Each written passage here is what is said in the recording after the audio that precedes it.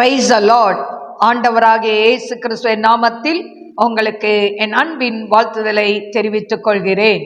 ஒவ்வொரு நாளும் இந்த யூடியூப் மூலம் உங்களை சந்திப்பதில் நான் மிகுந்த மகிழ்ச்சி அடைகிறேன்.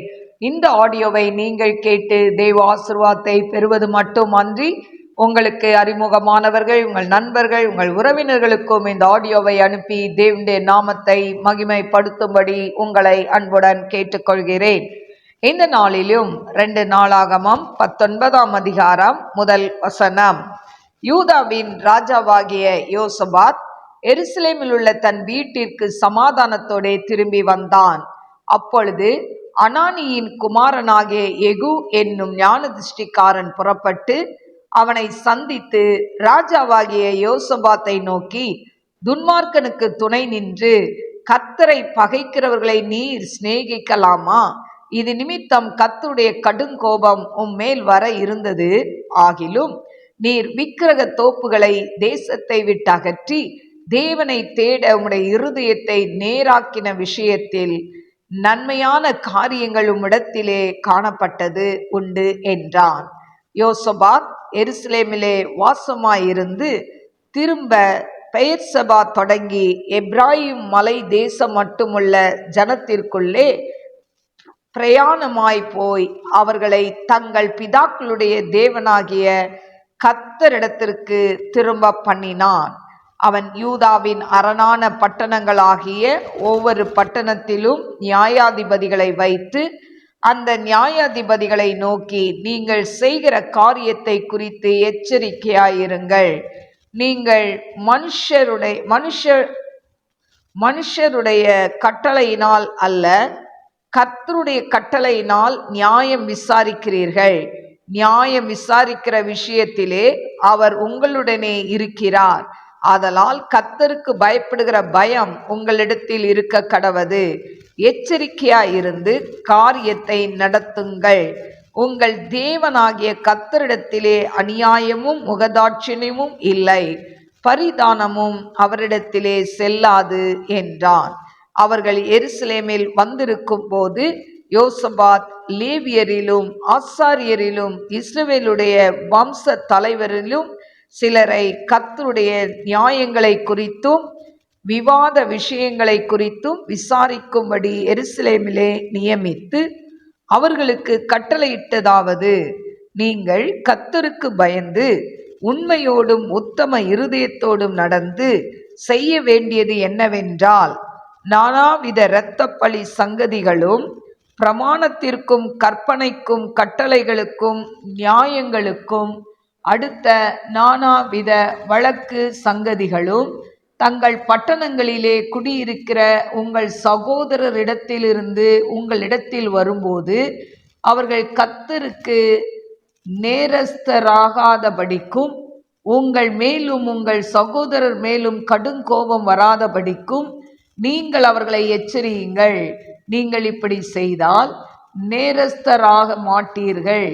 இதோ ஆசாரியனாகிய அமரியா கர்த்தருக்கு அடுத்த எல்லா நியாயத்திலும் இஸ்மவேலின் குமாரனாகிய செபதியா என்னும் யூதா வம்சத்தின் தலைவன் ராஜாவுக்கு அடுத்த எல்லா நியாயத்திலும் உங்களுக்கு மேலான நியாயாதிபதிகள் லேவியரும் உங்கள் கைக்குள் உத்தியோகஸ்தராய் இருக்கிறார்கள்.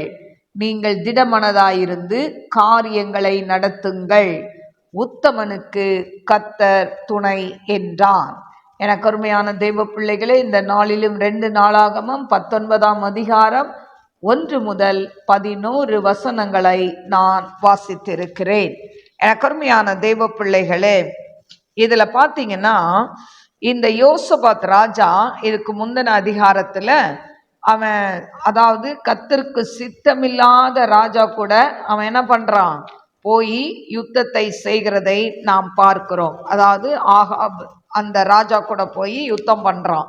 அவனோடு சேர்ந்து இன்னொரு படைக்கு, அதாவது சீரிய படைகள் மேல இவனும் என்ன பண்றான், போர் தொடுத்து போறான். ஆனா அந்த யுத்தத்துல அதாவது அந்த ஆகாப் ராஜா சொல்றான், நீ என்ன பண்ணு, என் ட்ரெஸ்ஸை போட்டுக்கோ, நான் சாதாரண இதில் வரேன், அதாவது மாறு வேடத்தில் போகலாம் அப்படின்னு சொல்லி பிளான் பண்ணி போகிறாங்க. ஆனால் இந்த சீரியா ராஜா என்ன சொல்கிறான், யுத்தத்தில் சின்னவங்க பெரியவங்களையெல்லாம் பார்க்காத, ராஜா இஸ்ரவேலின் ராஜா ஒருத்தரை மட்டும் குறி வச்சு என்ன பண்ணுங்க, தாக்குங்கன்னு சொல்லியிருந்தான். இப்போ இஸ்ரவேல் ராஜா இருக்கிற இடத்துல இந்த யூதா ராஜாவாகிய இந்த யோசபாத் இருக்கிறான்.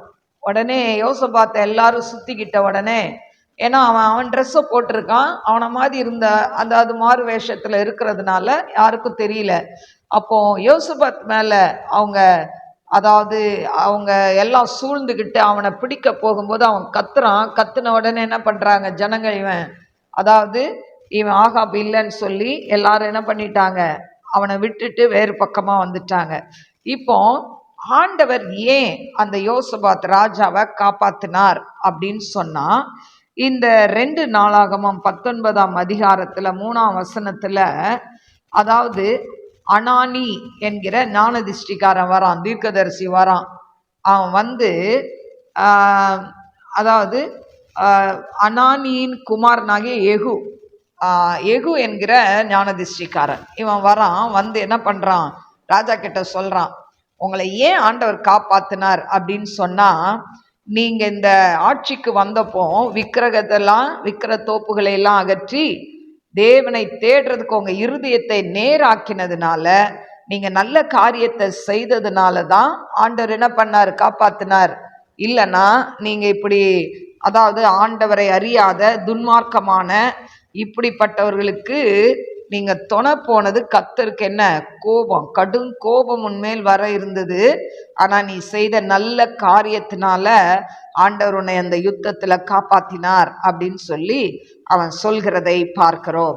எனக்கு அருமையான தெய்வ பிள்ளைகளே, அதன் பிறகு யோசபாத் ராஜா அவன் ஜனங்களை ஆட்சி செய்து, அதற்கு பிறகு ஜனங்களை நியாயம் விசாரிக்க ஆட்களை எல்லாம் ஏற்படுத்தி அவர்களிடத்துல சொல்றான், நியாயாதிபதிகளை நோக்கி சொல்றான் 6ஆம் வசனத்துல, நீங்கள் செய்கிற காரியத்தை குறித்து எச்சரிக்கையா இருங்க, நீங்க எச்சரிக்கையா நியாயம் விசாரிங்க.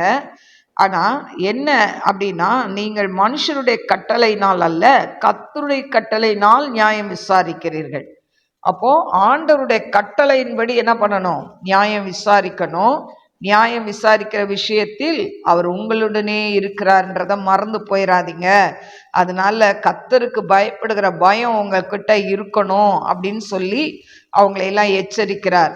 ஆண்டவர் அவர்கிட்ட அநியாயமும் இல்லை, முகதாட்சியமும் இல்லை, பரிதானமும் அவரிடத்துல செல்லாது. அதனால நீங்க என்ன பண்ணுங்க, கர்த்தருடைய கட்டளையின்படி நியாயம் விசாரிங்கன்னு சொல்லி ஆட்களை அதற்கென்று நியமித்து அவர்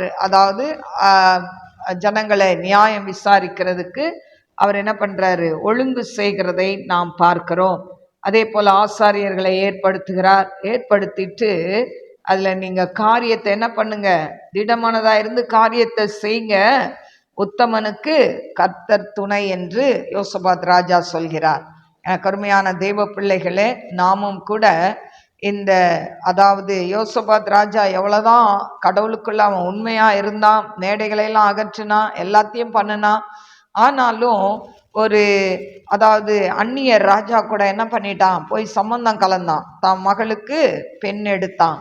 அந்த மகன் இறந்ததுனால அந்த ராணியுடைய அந்த விக்கிரக காரியங்கள் இந்த தேசத்துக்குள்ள வருகிறத பார்க்கிறோம்.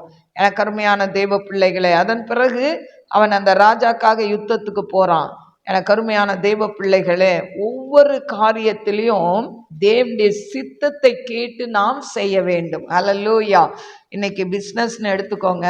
இன்னைக்கு பிஸ்னஸ் செய்யும்போது சில பார்ட்னர்ஸை நீங்கள் சேர்ப்பீங்க. ஏன்னா ஒருவேளை உங்ககிட்ட பணம் இருக்காது, சரியான பணம் இல்லாதனால ஒருவேளை நல்ல வசதி படைத்த ஆட்கள் அவங்களுக்கு உடல் உழைப்பு கொடுக்க முடியாது. அப்போ அவங்க சொல்லுவாங்க, நான் ஷேர் போடுறேன், நீ என்னைய பார்ட்னராக சேர்த்துக்கோ அப்படின்னு சொல்லுவாங்க. ஆனால் அவர்களை பார்ட்னராக சேர்க்கறதுக்கு முன்னால நீங்கள் என்ன பண்ணணும், ஆண்டவர்கிட்ட கேட்கணும், ஆண்டவரே நான் இந்த பிஸ்னஸில் இவரை பார்ட்னராக சேர்த்துக்கலாமா? ஒருவேளை அவங்க உங்கள் ஃப்ரெண்டாக கூட இருக்கலாம், நல்ல திக் ஃப்ரெண்டாக இருக்கலாம், நீங்கள் நகமும் சதையும் போல இருக்கலாம். ஆனாலும் ஆண்டவர்கிட்ட கேளுங்க, ஆண்டவர் சொல்லுவார். நீங்க அன்னைக்கு இருக்கிற சூழ்நிலையை தான் பார்ப்பீங்க. ஆனா தேவனுக்கு தெரியும் பின்னால அவங்க மூலம் என்ன நடக்கும்னு தெரியும். ஸோ ஆண்டவர்கிட்ட விசாரிங்க. ஆண்டவர் அதாவது எஸ் அப்படின்னா செய்யுங்க, நோன்ட்டா அந்த காரியத்தை விட்டுருங்க. அதுக்கு மீறி செஞ்சீங்கன்னா உங்கள் பிஸ்னஸில் அப்புறம் பிரச்சனை வர்றதை நீங்கள் பார்ப்பீங்க. அதனால் ஒவ்வொரு காரியத்திலையும், திருமண காரியத்தில் கூட அப்படிதான். எனக்கு அருமையான தெய்வ பிள்ளைகளே, ஆண்டவருடைய சித்தத்தை கேட்டு உங்கள் பிள்ளைகளுக்கு நீங்கள் வரனை தேடுங்க.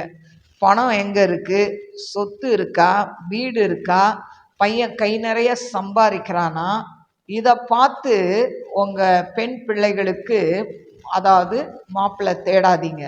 ஏன்னு சொன்னால் பணம் இருக்கும், சொத்து இருக்கும், கார் இருக்கும், பங்களா இருக்கும். ஆனால் ஆண்டவருடைய ரட்சிப்பு இருக்குதான்னு பாருங்க, அதுதான் விலையேற பெற்றது. இது எல்லாமே இல்லாமல் தேவனுடைய ரட்சிப்பை மட்டும் வைத்திருக்கிற ஒரு உண்மையுள்ள கடவுள் பிள்ளையாக இருந்தால், அவன் சம்பளம் கம்மியாக இருந்தால் கூட பரவாயில்ல, அவனுக்கு உங்கள் பிள்ளைய கொடுத்தீங்கன்னா கண் கலங்காமல் வச்சு பார்ப்பாங்க. எனக்கு அருமையான தெய்வ பிள்ளைகளே, அதனால பிள்ளைகளுக்கு அதாவது உங்கள் பெண் பிள்ளைகளுக்கு மாப்பிள்ளை எடுக்கும் பொழுது நீங்கள் உலகப்பிரமான ஆசீர்வாதத்தை தேடாமல் ஆவிக்குரிய ஆசீர்வாதம் என்ன இருக்குன்னு பாருங்கள். அவன் ஒழுங்காக சர்ச்சுக்கு போகிறானா, பைபிள் படிப்பானா, ஜெபம் பண்ணுவானா, கர்த்தருக்கு உண்மையாக இருக்கிறானா, இதெல்லாம் நீங்கள் விசாரித்து பிள்ளைங்களை கொடுத்தீங்கன்னா அவங்க லைஃப் நல்லா இருக்கும். அதே போல் ஆண் பிள்ளைகளுக்கு நீங்கள் பெண்ணை தேடுவீர்கள் என்று சொன்னால், எந்த இடத்துல ரொக்கம் நிறையா கொடுப்பாங்க, எந்த இடத்துல பணம் அதாவது நகை நிறையா போடுவாங்க அப்படின்னு போய் தேடாதீங்க. கொடுக்குற பணமும் அவங்க போடுற நகையும், அதனால உங்களுக்கு என்ன லாபம்? உங்களுக்கு எந்த லாபமும் இல்லையே. அவங்க போட்டுட்டு வந்து உங்கள் கையிலையா கொடுக்க போகிறாங்க? ஐயோ எங்கள் மாமனார் மாமியார் கையில் கொடுக்குறேன்னு கொடுக்க போகிறாங்களா? இல்லையே. அப்போ எதுக்கு டிமாண்ட் பண்ணுறீங்க? எனக்கு கருமையான தெய்வ பிள்ளைகளை, எத்தனை நல்ல பிள்ளைகள் இன்னைக்கு வயது சென்று திருமணத்துக்கு காத்திருக்கிறார்கள். ஆனால் இன்னைக்கு நம்ம எதிர்பார்க்கிறோம், உலகத்தில் நல்லா ரிச்சாக இருக்கணும், உலகத்தில் அந்த பிள்ளை நல்லா அழகாக இருக்கணும். அழகு தேவைதான்.